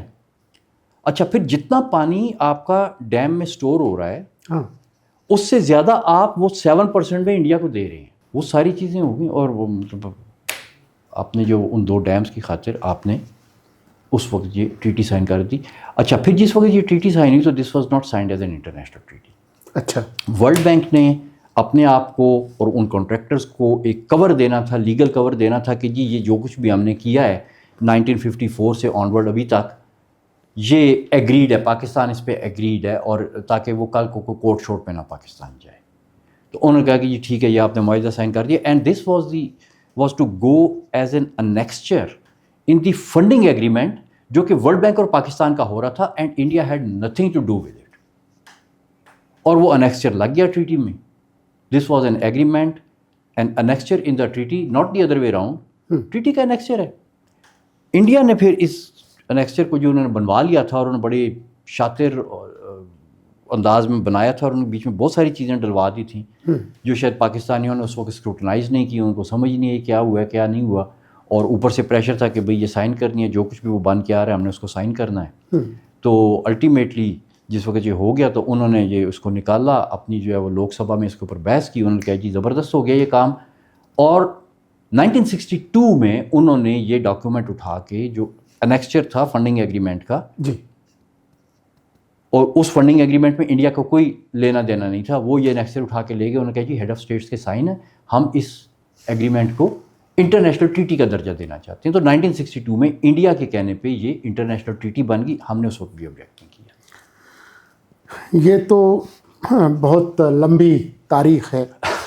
اور لیکن اس وقت جو مسئلہ ہے وہ یہ ہے کہ بھارت نے یہ جو کہا ہے, ایک تو پہلا کام انہوں نے کیا ہے کہ جو ڈیٹا شیئرنگ تھی پانی کے بہاؤ کی, وہ انہوں نے فوری طور پر بند کر دی. تو اس پر بہت پریشانی ہے پاکستان میں کہ کسی بھی وقت اچانک سیلاب آ جائے گا, ہمیں پتہ نہیں ہوگا, ہم اس کا کچھ کر نہیں سکیں گے, اور اچانک جو ہے وہ ڈراؤٹ آ جائے گا. اور ایک تو یہ جو ڈیٹا شیئر نہ کرنے کے جو مسائل ہیں, لیکن اس سے بڑا مسئلہ جو ہے وہ پاکستانی یہ سمجھتے ہیں کہ کسی بھی وقت جو ہے یہ کوئی ٹوٹی بند کر دیں گے, اور یہ جو 3 دریاؤں کا جو پانی ہے جہلم چناب اور دریا سندھ یہ جو ہے وہ بند ہو جائے گا تو 25 کروڑ تو ابھی کی آبادی ہے، کل پتہ نہیں کتنی آبادی ہوگی، تو یہ تو پھر پورا ملک جو ہے وہ ریگستان ہو جائے گا۔ کیا یہ تکنیکی اعتبار سے ممکن ہے؟ ہمارا وہ کتنا پانی روک سکتے ہیں اور اس کے نتیجے میں کیا ہوگا اگر دیکھیے بتا سکیں؟ یہ بہت اچھا آپ نے جو ہے نا یہ نقطہ اٹھایا ہے، اور یہ اس وقت کنسرن ہے میرے خیال میں ہر پاکستانی کا۔ پہلی چیز تو یہ کہ میں بڑے کانفیڈنس کے ساتھ یہ بات کہہ سکتا ہوں کہ ویسٹرن ریورز کا پانی انڈیا ڈائیورٹ نہیں کر سکتا، کیونکہ ڈائیورٹ کرنے کے لیے وہی میں نے بتایا کہ چاند پہ جانا آسان ہے، ان کا پانی ڈائیورٹ کرنا مشکل ہے، اور it does not make any economic sense. اچھا، ٹھیک ہے، پہلی چیز۔ دوسری چیز یہ کہ انڈیا کیا کر سکتا ہے اور کیا نہیں کر سکتا، اس کے اوپر ہمیں بڑا کلیئر ہونا چاہیے۔ ابھی دیکھیں مونسون میں کتنا پانی آ رہا ہے، ایک قطرہ انڈیا پانی ابھی تک پاکستان کا روک نہیں سکا۔ ٹریٹی تو کب سے اس نے ابینس میں کی ہوئی ہے، اپریل سے۔ یہ بارشوں سے پہلے بھی اس نے کون سا پانی روک لیا ہے۔ انڈیا کے پاس جو ہے نا یہ ٹیکنیکل پوائنٹ ہے سمجھنے والا، انہوں نے جو ویسٹرن ریورز کے اوپر اپنے ڈیم جتنے بھی بنائے ہیں نا، پہلی بات تو یہ کہ وہ بہت بڑے ڈیم نہیں ہیں، وہ منگلا تربیلا اور باگڑا جیسے بڑے ڈیم نہیں ہیں، وہ چھوٹے چھوٹے ڈیم ہیں، کسی میں رن آف دا ریور ٹائپ وہ ڈیم ہے، جیسے ہمارا نیلم جیلم ڈیم ہے، ٹھیک ہے، ویسے تو بند پڑا ہوا ہے ابھی، لیکن اس طرح کے چھوٹے چھوٹے ڈیم ہیں وہ، اور ان کے ملا کے جو سٹوریج بنتی ہے وہ میرے خیال میں 2 یا 3 ایم ایف سے زیادہ کی نہیں بنتی ٹوٹل سارے ان کے ملا کے، ٹھیک ہے۔ تو یہ کوئی اتنی سگنیفیکنٹ اماؤنٹ نہیں ہے پانی کی کہ جو وہ روک سکتے ہیں۔ اچھا، لیکن وہ روک نہیں سکتے اس کو اس طرح سے کہ بس وہ روک لیں اور پھر ہمیشہ کے لیے رک جائے گا، نہیں، ایسا نہیں ہو سکتا، کیونکہ جب وہ روک لیتے ہیں تو پیچھے سے تو پانی آ رہا ہے، وہ جب 4 ایم ایف اس میں بھر گیا ایک ڈیم میں پانی، تو اس کے بعد میں وہ کیا کریں گے، they have to release it, نہیں تو ڈیم ٹوٹ جائے گا، ٹھیک ہے۔ وہ جب ریلیز کریں گے تو اس نے ہمارے پاس ہی آنا ہے، ادھر نہیں جا سکتا، وہ میں نے آپ کو بتایا بہت مشکل ہے، ایون اس کا ابھی تو ہے ہی نہیں کوئی انفراسٹرکچر، اور اگر وہ بنانے کی کوشش بھی کریں تو وہ next to impossible, if not engineering point of view economically impossible ہے، تو وہ تو ہو نہیں سکتا۔ اب جب جیسے ہی وہ پانی چھوڑیں گے تو وہ آپ کے پاس ہی آنا ہے۔ اچھا، دوسرا یہ کیونکہ وہ سارے ہائیڈرو الیکٹرک ڈیمز ہیں، اگر آپ نے پانی روک لیا، آپ کہتے ہیں جی اب کیونکہ دریاؤں میں پانی کی سطح کم ہو گئی، مثلا سردیوں میں دریاؤں میں پانی کم ہوتا ہے، تو اس وقت جو تھوڑا سا پانی آ رہا ہوتا ہے اس کی بڑی ویلیو ہوتی ہے، وہ کہتے ہیں کہ جی تھوڑے سے میں سے ہم تھوڑا سا اور کم کر دیں گے، اس سے ان کو تکلیف ہوگی، اور یہ بات مودی صاحب نے کی بھی ہے کہ ہمیں پتہ ہے، یہ ابھی مودی صاحب کی میں آپ کو بات بتا رہا ہوں، انہوں نے کہا جی ہمیں پتہ ہے کہ ہم 3-4% سے زیادہ پانی نہیں ان کا روک سکتے، لیکن کیونکہ پاکستان واٹر سٹریسڈ ہے تو اگر ہم 3-4 بھی روکیں گے تو ان کو تکلیف ہوگی اور ہمیں خوشی ہوگی، وہ صرف اپنی خوشی کے لیے کر رہے ہیں۔ یہ ویسے بائی دا وے اس پہ میں بعد میں آتا ہوں کہ یہ بڑی ایک اسٹوپڈ سی اسٹیٹمنٹ ہے، اسٹیٹمنٹس کو نہیں، اسٹیٹمنٹ ایسی اسٹیٹمنٹ نہیں دینی چاہیے۔ اینی وے، اب وہ جو تھوڑا سا 5% پانی وہ آپ کا ڈسرپٹ کرتے ہیں، اس میں کیا ہے کہ جب وہ پانی روکیں گے تو جب پانی رکے گا تو بجلی کیسے بنے گی، وہ تو چلتے ہوئے پانی سے بنتی ہے، تو وہ اپنا نقصان کیے بغیر آپ کو وہ تھوڑی سی تکلیف دے کے بہت زیادہ خوشی محسوس نہیں کر سکتے۔ ان کے لوگ جو اس بجلی کے اوپر ڈپینڈنٹ ہے وہ جوتیاں ماریں گے ان کو کہ یار یہ کیا کر رہے ہو، ہماری بجلی کیوں بند کر دی ہے، پاکستان کو صرف تھوڑی سی تکلیف دے کے اپنی بہت زیادہ خوشی کے لیے۔ تو یہ ایک چیز ہو گئی۔ اچھا، مونسون کا تو لوگوں نے دیکھ لیا، کچھ بھی نہیں کر سکتے۔ Data sharing. اچھا، اب ڈیٹا شیئرنگ پہ آ جائیں۔ ڈیٹا شیئرنگ کسی زمانے میں جو ریورائن اور یہ اس طرح کا ہائیڈرولوجیکل ڈیٹا ہوتا تھا نا، اس کو کلیکٹ کرنے کے لیے آپ کو گراؤنڈ پہ جانا پڑتا تھا، آپ کے ویئرز ہوتے تھے، آپ کے وہ انسٹرومنٹس ہوتے تھے، رسیاں ڈالتے تھے، میٹر لگاتے تھے، دیکھیں ہوں گے کنالز کے اوپر بھی لگے ہوئے ہیں وہ سٹلنگ ویلز ہوتے تھے، ٹھیک ہے، اس سے وہ ریٹنگ کروز ہوتی تھی، سارا کچھ کرتے تھے، اور وہ بتاتے تھے کہ جی وہ کتنا جو ہے نا وہ اس کے بیچ میں سے پانی فلو کر رہا ہے۔ آج 21st سینچری میں data acquisition is no problem, ان کو کہیں جی کوئی ڈیٹا نہیں ہمیں آپ سے چاہیے، we will still have all the data, we can. دیکھیے اس میں زیادہ ڈیٹیل میں تو نہیں جاتا کہ وہ ٹیکنیکل ہو جاتی ہیں، لیکن اس وقت جو دنیا میں سیٹلائٹ مانیٹرنگ ہو رہی ہے all over the world, environmental systems کی، کلاؤڈز کی موومنٹ کی، دریاؤں کی، ایون سوائل کے موئسچر کی، اور وہ بہت ہائی فریکوینسی کے اوپر ہو رہی ہے، اور بہت سا ڈیٹا جو سیٹلائٹس کلیکٹ کر رہی ہیں وہ پبلک ڈومین میں اویلیبل ہے. اچھا. آپ کچھ بھی نہ کریں, آپ کے اگر سائنٹسٹ تیار ہو جائیں تو پبلک ڈومین سے وہ اور سبسکرائب کر کے تو آپ کو اور زیادہ بہتر ریزولوشن پہ مل جاتا ہے. آپ صرف ان چیزوں کے اوپر آئیں تو آپ کو یہ ان بڑا سے مسئلہ نہیں ہے. یہ کوئی بڑا مسئلہ نہیں ہے. اب ہم جو اس وقت جو مسائل ہیں اس پر ذرا مختصر بات کر لیں. ایک تو ہمیں یہ بتائیں کہ ہمارے جو زیر زمین جو پانی کے ذخائر ہیں, جن کے لیے آپ کہتے ہیں کہ ہمارے جتنے ڈیم ہیں ان سے بہت زیادہ پانی جو ہے جی جی وہ ہمارے زیر زمین ایکویفائرس میں ہے. جی جی لیکن ہمارے جو ایکویفائرس ہیں یا جو زیر زمین ذخائر ہیں وہ بہت ساری جگہوں پہ خراب ہوئے ہیں, جی جی صنعتی فضلے سے, کیمیائی مادے سے. جی جی اس کو کیسے ٹھیک کریں. اور جہاں پر جیسے بلوچستان ہے, یہاں پوٹھوار کے علاقے میں بہت ساری جگہوں پہ, پنڈی میں 200 فٹ نیچے جاتے ہیں, پانی نہیں ہے. ہم اس مسئلے کا کیا کریں؟ اور یہ جو شدید جو مانسون جو آیا ہے جی جی اس سے جو بہت سارا جو پانی ہے اس کو کیسے مینیج کریں, اس مسئلے کو کیسے حل کریں؟ اگین آپ نے بہت ہی کمپریہنسو آپ نے جو ہے وہ سوال کیا ہے, اور یہ بھی وہ ایسا سوال ہے کہ میرے خیال میں ہر پاکستانی کے ذہن میں ہے. پہلے سب سے تو میں اس چیز کی وضاحت کروں کہ وہ جو میں کہہ رہا ہوں نا کہ آپ کے زیر زمین ایکویفر میں بہت پانی ہے, وہ کچھ اس طرح سے اکثر لوگوں کو اس چیز کی جو ہے نا وہ ادراک نہیں ہوتا. جو آپ کا دریا چل رہا ہے نا, دریا زمین کے اوپر چل رہا ہے, اس کا کچھ رقبہ اس نے لیا ہوا ہے, اس کا ایریا, اس کا کوریڈور ہے. اس کوریڈور کے نیچے زمین میں کیا ہے؟ ریت ہے, پتھر ہیں, راکس ہیں, اور ان میں پانی بھرا ہوا ہے. کیونکہ دریا اوپر سے گزر رہا ہے نا, اس نے اس کے بھی پانی بھرا ہوا ہے. ہم جس زیر زمین پانی سے واقف ہیں وہ یہ والا پانی نہیں ہے. وہ دریا سے, شہر آپ کے سارے دریا سے باہر ہیں, آپ کے جتنے کھیت ہیں دریا سے باہر ہیں, وہ کھیتوں کے نیچے ہے, شہروں کے نیچے ہے. ادھر سے ہم نے پانی نکال لیا, لیکن اس کے اوپر تو دریا چل رہا ہے نا, اس کے بیچ میں تو وہ پانی ہے. بلکہ یہی پانی ہے جو دریا کے نیچے جاتا ہے. جب آپ ادھر سے پانی کھینچتے ہیں تو وہ رسک ادھر چلا جاتا ہے. آپ ادھر سے پانی کھینچیں گے وہ یہی پانی ہے جو رسک ادھر چلا جائے. تو لیکن جو دریا کے نیچے ہے, اچھا ہم نے اس کے اوپر نا ایک ایسٹیمیٹ کیا. مجھے اگلے دن کسی نے ٹویٹر کے اوپر لکھا ہوا تھا کہ جو آپ اتنے پانی کا کہہ رہے ہیں اس کا مجھے ریفرنس دیں. تو اب اس کا ریفرنس تو مطلب ہے کہ یہ ایسے ہی کہ میں کہوں 2+2=4 مجھے, کیونکہ مجھے اس کا ریفرنس دو. Everybody knows it. لیکن یہ خیر یہ تھوڑا سا اس سے کمپلیکیٹڈ ہے, 2+2=4 جتنا ایزی نہیں ہے. لیکن اس کا بھی ریفرنس بہت سمپل ہے کہ آپ کا یہ دریا ہے.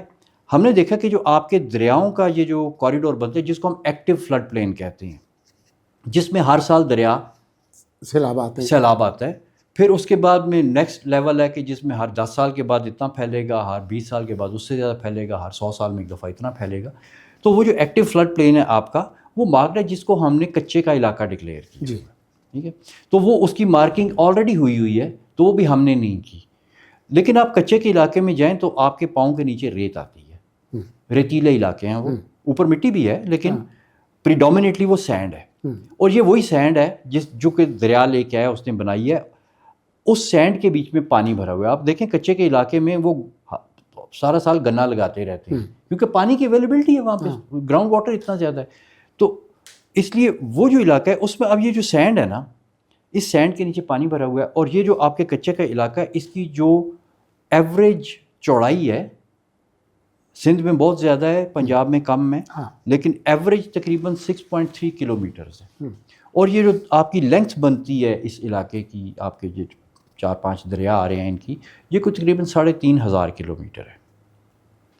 تو 6.3 کلومیٹر ملٹیپلائی 3,500 کلومیٹر, آپ کو پتہ چلے یہ ایریا کتنا ہے. اب اس کے نیچے جو سینڈ ہے ڈیپینڈ کرتا ہے کہ سینڈ کتنی ڈیپ ہے جس کے بیچ میں فریش واٹر ہے. تو اگر آپ کو یہ پتہ چلے کہ کتنی ڈیپ ہے سینڈ, فریش واٹر والا زون, تو آپ ان 3 نمبروں کو ملٹیپلائی کریں تو آپ کے پاس والیوم نکل آتا ہے اس سینڈ کا جس میں پانی بھرا ہوا ہے. اور اس میں سے آپ یہ جو بھرا ہوا پانی ہے کتنا آپ نکال سکتے ہیں, اس کے لیے تھوڑی سی آپ کی ٹیسٹنگ ہوتی ہے. وہ ہائیڈرولوجیکل ٹیسٹ ہوتے ہیں, ان کو ایکوفر ٹیسٹ وغیرہ کہتے ہیں. وہ ہم لوگوں نے کیے ابھی پچھلے سال ہی کیے ہیں ہم نے، بہت ڈیٹیل ٹیسٹ کیے ہم نے.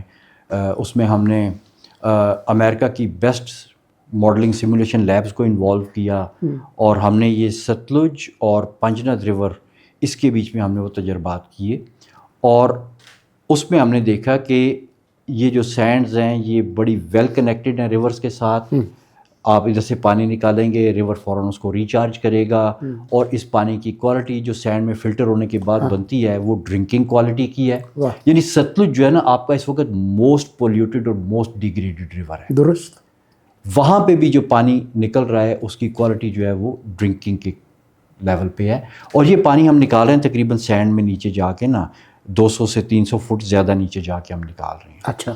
تو اور یہ جو سینڈ ہے ہماری ایوریج جو ہے نا اس کی جو ڈیپتھ ہے وہ سیفلی 200 to 300 میٹر ہے. سندھ میں آ کے وہ بیڈ زیادہ چوڑا ہو جاتا ہے، ڈیپتھ کم ہو جاتی ہے، اور پنجاب میں بیڈ چھوٹا ہے لیکن اس کی ڈیپتھ گہرائی زیادہ ہے. تو اب یہ آپ کا ایک فریش واٹر کا پرسٹین ایکویفر ہے ڈرنکنگ کوالٹی کا، اور it is spread across landscape.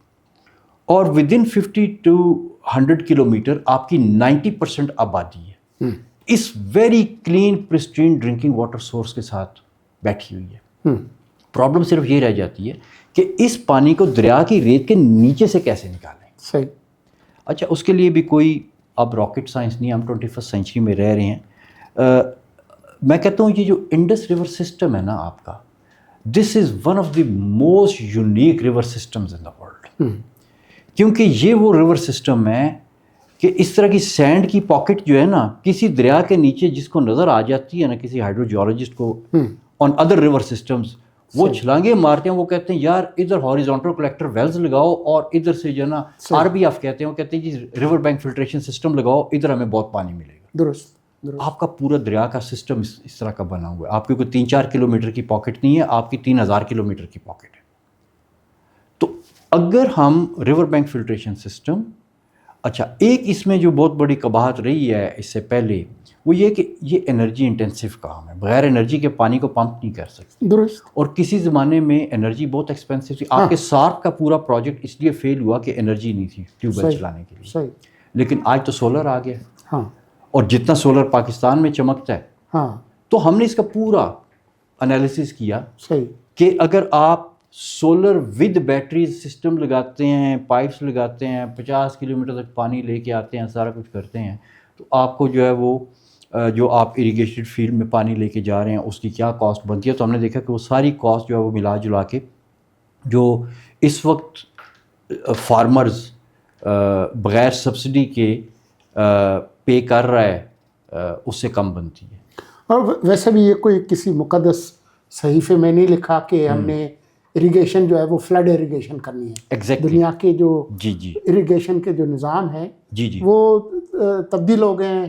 دیکھیے ہم نے بھی اس کو نا بتدریج تبدیل کرنا ہے. آپ دیکھیں اصل میں پرابلم کیا ہوتی ہے کہ جب میں نے ایک نئی چیز کو نہ استعمال کیا ہے، نہ دیکھا ہے، نہ مجھے اس کا پتہ ہے، تو میرے ذہن میں نہیں آ سکتا کہ وہ کیا ہوگا. کیسے استعمال کریں گے. اب یہ ٹچ اسکرین والا فون ہے، جس نے ایک دفعہ استعمال کر دیا وہ دوبارہ بٹنوں پہ نہیں جاتا کیونکہ اس نے دیکھ لیا. لیکن جب یہ نہیں تھا تو نو body was missing it.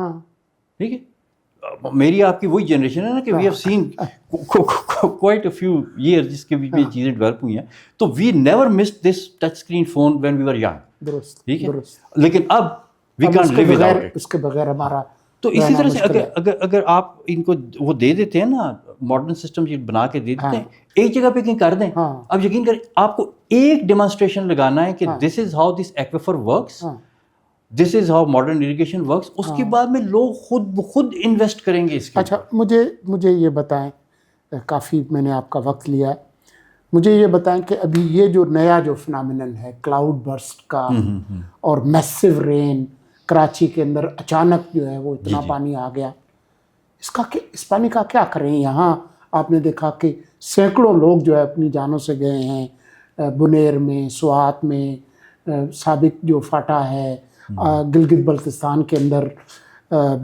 Azad Kashmir میں، انڈیا میں بھی ہو رہا ہے. جی بالکل ایسے. تو اب جو گلوبل وارمنگ ہے وہ ہمارے بس میں تو نہیں ہے اس کو ریورس کرنا.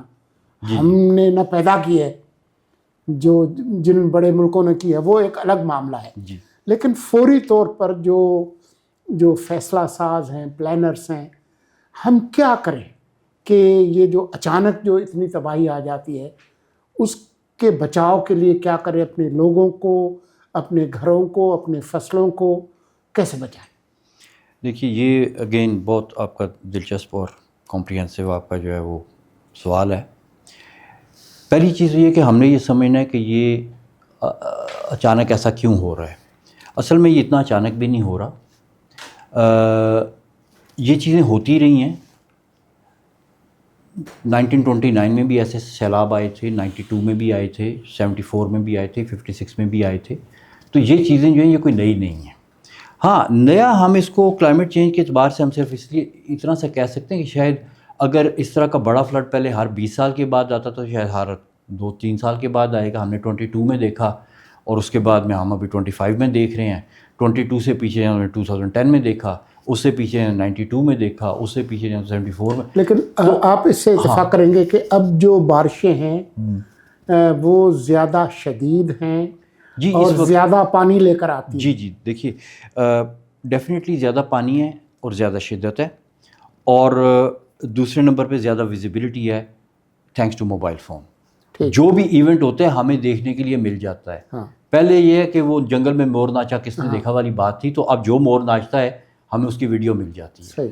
ایک تو یہ وجہ ہے کہ جس کی وجہ سے ہمیں بہت زیادہ لگ رہا ہے، شاید 5 to 10% زیادہ ہے، لیکن ہمیں لگ رہا ہے کہ 50 to 80% زیادہ ہے. وہ ویزیبلٹی کا مسئلہ ہے. اور اچھا، اس میں ایک جو بہت امپورٹنٹ چیز سمجھنے والی ہے مونسون کے اعتبار سے، یہ جو آپ کا مونسون کا سسٹم ہے نا، یہ ٹیکنیکلی ڈپینڈ کرتا ہے پیسیفک اوشن کا ایک فینومینا ہے جس کو اینسو کہتے ہیں، ایل نینیو سدرن آسیلیشن.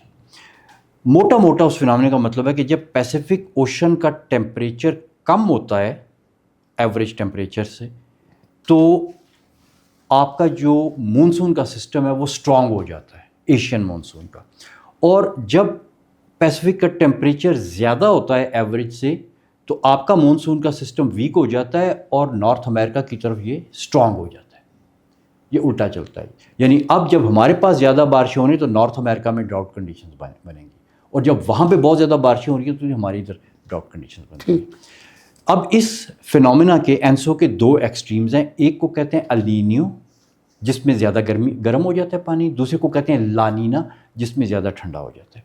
یہ سائیکل ہے، النینیو اور لانینا کا سائیکل ایسے کر کے چلتا ہے. اس سائیکل کی کوئی فکس فریکوینسی نہیں ہے، نہ اس کا کوئی فکس ایمپلیٹیوڈ ہے. یہ ویریبل سا اور رینڈم سا چلتا ہوتا ہے، لیکن وہ ایوریج مطلب ہے کہ ہر 6-7 سال میں، کبھی کبھی 2-3 سال کے بعد یہ سائیکل ریورس ہوتا ہے. النینیو سے لانینا بن جاتا ہے، اور لانینا سے النینیو بن جاتا ہے. تو یہ چلتا رہتا ہے. جو پچھلے 3-4 سال گزرے، 21, 22, 23, 24 تک، یہ النینیو کا سائیکل چل رہا تھا جس میں ہمارا مونسون ویک ہوتا ہے. اب اس سال کے آغاز سے لانینیا کی طرف کام شروع ہوا، اور ابھی تقریباً لانینیا سیٹ ہو رہا ہے، اور اس لیے ہم اسٹرانگر مونسون دیکھ رہے ہیں. تو یہ جس طرح سے آپ کہتے ہیں وہ ارتھ بریتھ کرتی ہے نا، کہ ایک ہی سائیکل ہے، کبھی وہ اس طرف جا رہا ہے، کبھی اس طرف جا رہا ہے. تو اس کا امپیکٹ کلائمیٹ چینج ڈیفینیٹلی اس میں انوالوڈ ہے.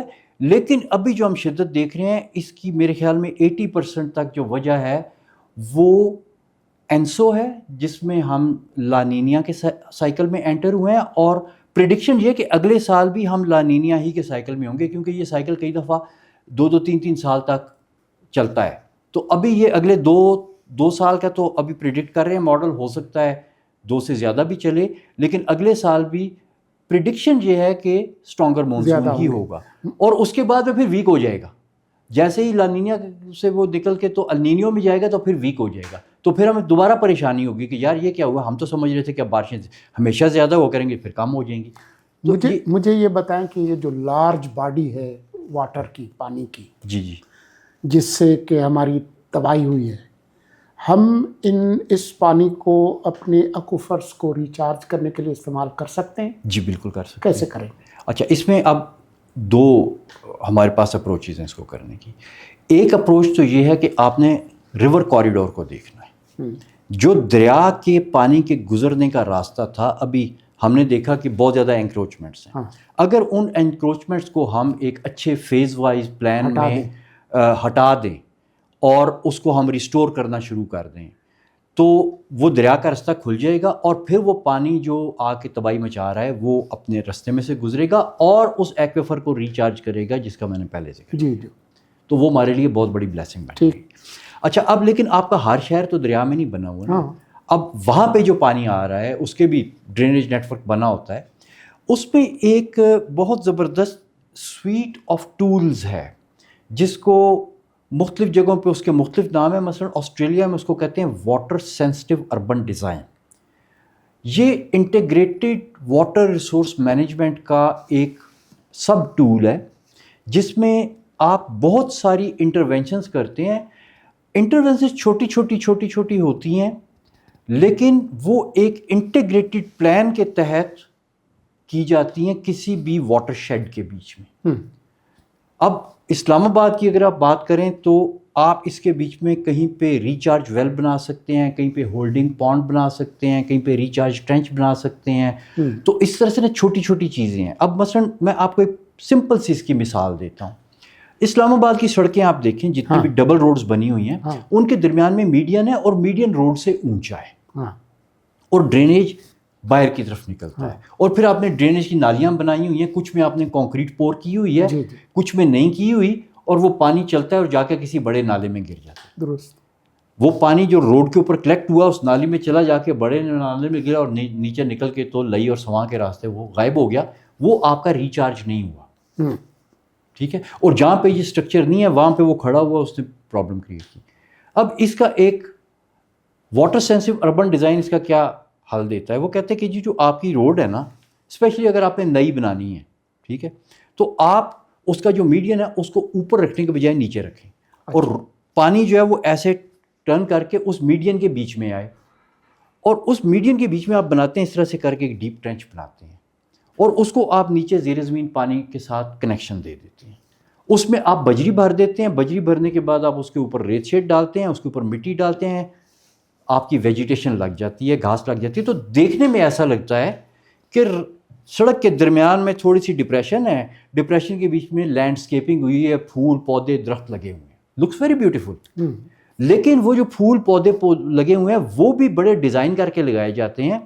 ان کے بیچ میں سے پانی گزرتا ہے نا تو وہ فلٹر ہوتا ہے. اچھا. اور فلٹر ہو کے پھر وہ گراؤنڈ کے بیچ میں ایبزارب ہو جاتا ہے. تو اس سے آپ کا ایکویفر ریچارج ہوتا ہے. تو آپ ایک بنے ہوئے شہر میں بھی یہ سسٹم لگا سکتے ہیں اور ایک ایسا شہر جو آپ نے نیا بنانا ہے یا کوئی ڈیولپمنٹ آپ نے کرنی ہے اس میں بھی لگا سکتے ہیں.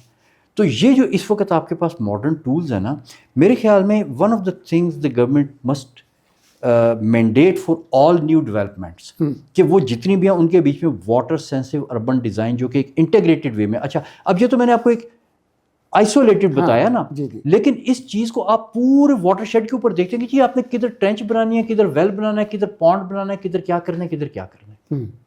وہ پورا پلان ہوتا ہے، اس کے بیچ میں انڈیویجول ایلیمنٹس پھر آپ ڈال دیتے. تو اگر آپ یہ چیز مینڈیٹ کر دیں اپنے بلڈنگ بائی لاز میں، ڈیولپمنٹ بائی لاز میں، تو اس سے ہماری بہت بچت ہوگی اور یہ جتنے بھی پھر اس طرح کے شاورز آئیں گے وہ ہمیں فائدہ دیں گے، نقصان نہیں. بہت پہلے آپ نے بتایا تھا کہ ہم کراچی کے پانی کا مسئلہ حل کر سکتے ہیں. جی جی. آپ دیکھیں کہ بہت بڑی آبادی ہے جی کراچی کی، جی، اس کو ہم حل کر سکتے ہیں. اور آپ نے امریکہ کی ایک مثال دی تھی میرے خیال میں ٹیکسس کی یا کولراڈو جی کی، جی، میں نے کہ جی آپ بیچ میں سے ایک کنال نکال سکتے ہیں. جی جی.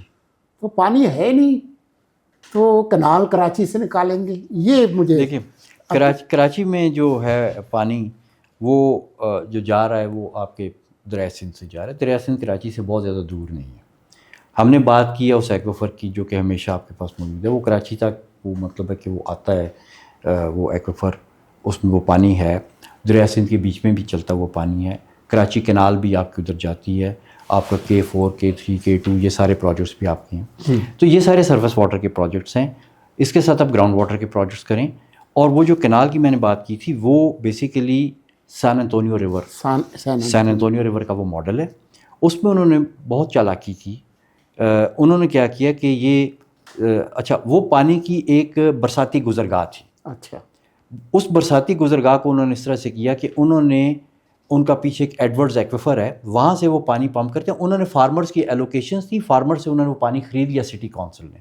وہاں سے وہ 10 MGD 10 million gallon per day کے حساب سے وہ پانی پمپ کرتے ہیں اور اس دریا میں پھینک دیتے ہیں. بیسیکلی نیچرل تھا یہ, اس کے بیچ میں وہ پانی پھینک دیتے ہیں. اب جو وہاں پہ ٹورسٹ جاتے ہیں اس کو نہیں پتا کہ یہ برساتی نالہ تھا, اس میں پرماننٹلی پانی ہوتا ہے.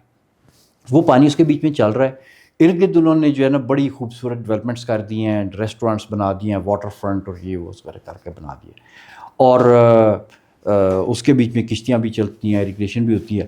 وہ پانی شہر کے بیچ میں سے گزرتا ہے اور اس کے زیر زمین کو ایبزارب کرتا رہتا ہے. وہی پانی لوگ اپنا کنواں نکال کے نکالتے ہیں اور وہ پانی چل رہا ہے. چلتا ہوا پانی آ رہا ہے, انٹرنسک ویلیو پہ millions of dollars per day کا بزنس ہو رہا ہے, اور وہ پانی آپ کو جو ہے وہ دے رہا ہے. اور ادھر ایڈورڈز ایکویفر میں وہ جو فارمر تھے انہوں نے اپنا پانی بیچا ہے, ان کو سٹی کونسل مزے سے وہ گھر بیٹھے ایک طرح کا پیسہ کما رہے ہیں. آپ کے پاس بھی ایکویفر ہے, آپ کے دریا سندھ کا ایکویفر ہے جو سندھ کے بیڈ کے نیچے ہے. کچھ سرفیس واٹر سے آپ اس کو کریں, اس طرح کی کینالز سروے کرنا ہوگا, دیکھنا ہوگا.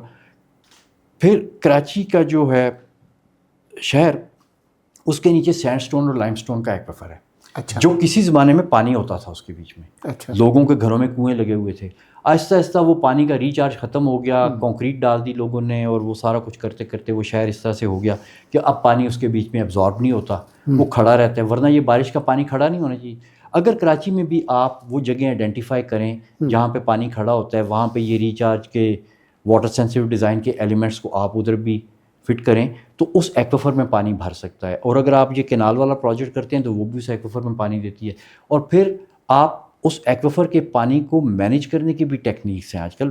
بائی دا وے وہ ٹیکنیکس مہنگی نہیں ہیں, they are not very expensive. اس میں آپ نے صرف اس کے لیولز کو مینٹین کرنا ہوتا ہے, اور آپ نے اس ایکویفر کا ایک سنک بنانا ہوتا ہے. اور اگر آپ ایکویفر کا سنک جو ہے وہ بیچ سائڈ پہ بناتے ہیں تو وہاں سے پانی جب آپ کے وہ ایکویفر میں پانی اس لیول تک آ گیا نہیں جس پہ آپ نے پلان کیا ہے, تو وہ اگر آپ کا آتا رہے گا اور وہ آپ اس کا سنک نہیں بنائیں گے تو کیا ہوگا کہ وہ بلڈنگس کی بنیادوں میں آ کے تو وہ واٹر لاگنگ سیلنٹی کے پرابلمس کریٹ کرے گا. تو اس کو کنٹرول کرنے کا طریقہ ہے وہ آپ کا پانی اس لیول پہ آ کے رک گیا, یہاں سے آپ کا وہ سسٹم ہوتا ہے جو اس پانی کو پھر بیچ سائڈ کے اوپر جو ہے نا وہ رس کا نکلتا ہے. اور اس کے بعد میں اگر آپ نے سنا کلفٹن اربن فارسٹ جو کہ کلفٹن کی بیچ کے اوپر بنا ہے, آپ کے جتنے بیچ ہیں آپ کو وہ فریش واٹر وہاں سے ملنا شروع کرتا ہے, اور پھر وہاں پہ آپ اس طرح کے اربن فارسٹ کو ریپلیکیٹ کریں. ابھی تو وہ جو کلفٹن اربن فارسٹ ہے وہ بڑی مشکل سے چل رہا ہے سیوریج کے پانی کے اوپر. اچھا. لیکن آپ کا یہی جو چیز ہے یہ الٹیمیٹلی اس کو بھی اچھا, اس سے آپ کے فارسٹ بیچز کے اوپر آپ کے forest with in the city plantation اتنی ہو جائے گی کہ آپ کو ہیٹ ویو کا بھی مسئلہ سالو ہوگا. تو بیسیکلی ہمیں تو یہ جو کلائمیٹ چینج میں زیادہ پانی آ رہا ہے نا, یہ ہمارے ہیٹ ویو کے بھی مسئلے سالو کرتا ہے, یہ ہمارے گراؤنڈ واٹر کے بھی مسئلے سالو کرتا ہے, اریگیشن کے مسئلے بھی سالو کرتا ہے, دریاؤں کو بھی خوبصورت کرتا ہے. اور ہمارے لیے تو یہ بہت بڑی بلیسنگ ہے انلیس وی انڈرسٹینڈ اٹ. ہم نے اس کو انڈرسٹینڈ کرنا ہے. اور یقین کریں سر, 1 یا 2 ڈیمونسٹریشن پروجیکٹس آپ کراچی میں لگوا دیں, پنڈی اسلام آباد میں لگوا دیں, کہیں پہ لگوا دیں, کیونکہ لوگوں نے آج تک دیکھے نہیں ہیں. کتنے لوگ ہیں جنہوں نے جا کے سان انطونیو ریور دیکھا ہے, اور جنہوں نے دیکھا ہے کتنوں کو پتہ ہے کہ یہ تو ٹورسٹ معراج ہے, یہ تو وہ دریا ہے ہی نہیں ہے. کتنوں کو پتہ ہے کہ یہ ایکچوئل کیا کہانی ہے. صحیح. تو جو دیکھے گا جس کو ایکچوئل کہانی کا پتہ ہوگا کہ یار یہ تو ادھر بھی ہو سکتا ہے, ادھر بھی ہو سکتا ہے, ایک کر کے دکھا دیں, دنیا کو بتا دیں. You are good. بہت شکریہ ڈاکٹر صاحب. اگلی بار جب آپ سے گفتگو ہوگی تو یہ جو پگھلتے ہوئے گلیشیئرس ہیں وہ کس طرح سے ہماری اس خطے پر اس کے اثرات ہوں گے, ہم کیا کر سکتے ہیں ان کو پگھلنے سے روکنے کے لیے, اور بھی بہت سارے ماحولیات سے متعلق معاملات ہیں. لیکن آج آپ نے وقت نکالا, آپ کا بہت بہت شکریہ. اور اسی کے ساتھ ہم آج کی اس نشست کو ختم کرتے ہیں, لیکن ڈاکٹر صاحب سے گفتگو کا یہ سلسلہ جاری رہے گا. خدا حافظ.